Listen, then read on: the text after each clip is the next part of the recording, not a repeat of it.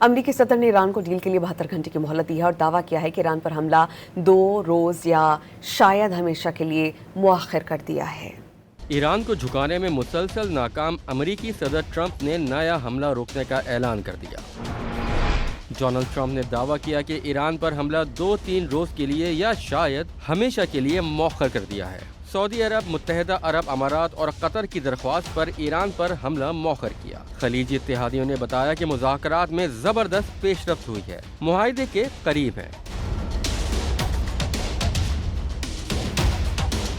Trump ने इंकशाफ किया कि ईरान पर आज हमला होने वाला था। वजीर जंग पीट हेग्सेट और जनरल डेनकिन को ईरान पर हमले से रोका। ट्रंप ने वाशिंगटन में तकरीब से खिताब में बावर कराया कि अगर ईरान पर शदीद बमबारी के बगैर मामला हल हो जाए, ऐसा मुआहिदा चाहते हैं जिसमें ईरान के पास एटमी हथियार न हो। Saudi Arabia, Qatar, UAE and some others, if we could put it off for 2 or 3 days, a short period of time, because they think that they are getting very close to making a deal. I was called by these 3 countries plus others, and they're dealing directly with our people and right now Iran, and there seems to be a very good chance that they can work something out.